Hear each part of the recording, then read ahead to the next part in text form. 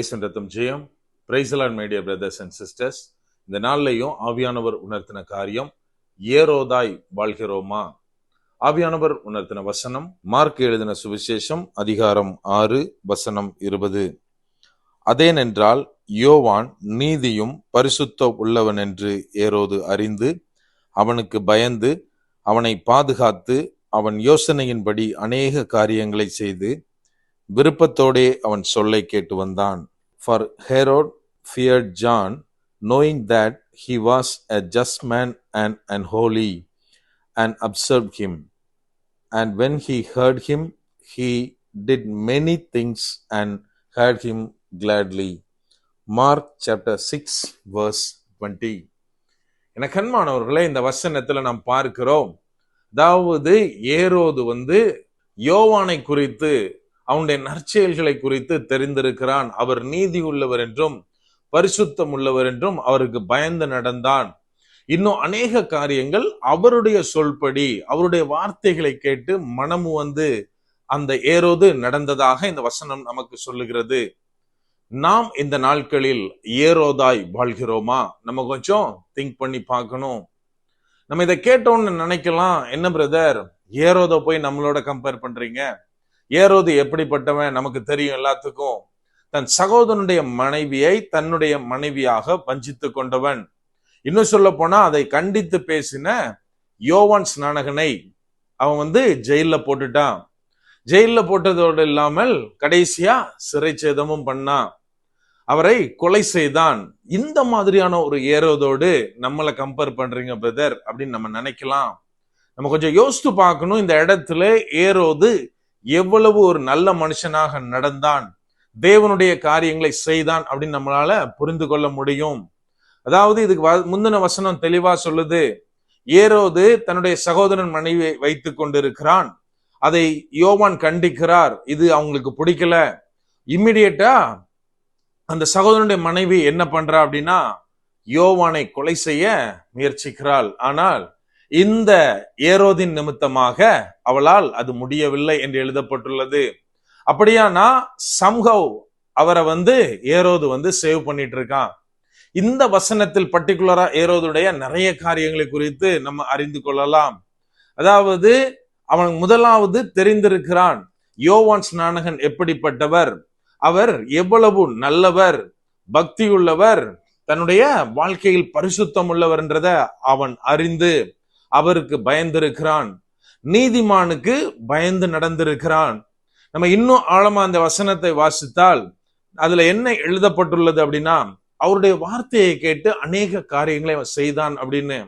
அப்படியானால் அவன் தேசத்திலே அவன் அரசாண்டு கொண்டிருக்கையிலே யோவான் எவ்வளவு ஒரு நல்ல காரியங்களை சொல்லி இருப்பார், தேவனுடைய காரியங்களை தான் அவர் கண்டிப்பா பேசியிருப்பாரு.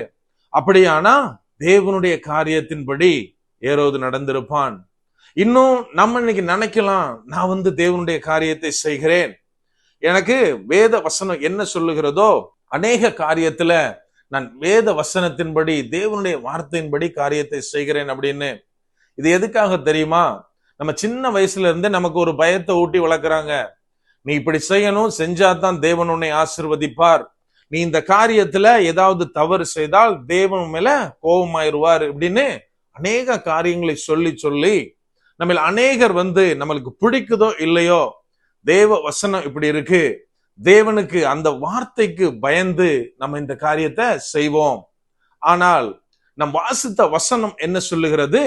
அவன் மன விருப்பத்தோட அவரது வார்த்தைகளை கேட்டுக்கொண்டான் அப்படின்னு நம்ம வாசிக்கிறோம். அப்படியானால் அவர் சொல்லுகிற நல்ல காரியங்கள், அவர் சொல்லுகிற நீதி உள்ள காரியங்களை ஏரோது விரும்பி இருக்கிறான். என கண்மானவர்களே, தவறான ஒருவனால் தேவனுடைய காரியங்களை, தேவ மனிதன் கொண்டு வருகிற காரியங்களை விரும்ப முடியாது. ஆனால் இங்கே அவன் விருப்பப்பட்டிருக்கிறான் என்றால் அவனுக்கும் தேவனுடைய சித்தத்தின்படி, தேவனுடைய வார்த்தையின்படி நடக்க ஆசைதான். ஆனால் அவன் செய்த காரியம், அநேக காரியங்களில் தேவனுக்கு தன்னுடைய காரியங்களை விட்டு கொடுத்தவன் வாழ்க்கையின் ஒரு பகுதியை தன்னுடைய மாம்சத்தின் இச்சையினாலே மூடி மறைத்து விட்டான்.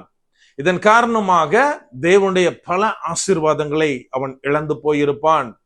என கண்மானவர்களே, இன்றைக்கு ஒருவேளை நீங்களும் நானும் நம்ம வாழ்க்கையை நம்ம சோதிச்சு பார்த்தா ஏதாவது ஒரு காரியத்துல, நம்ம வாழ்க்கையில ஏதாவது ஒரு பார்ட்ல தேவனுக்கு மறைக்கப்பட்டு இருக்கிறதா?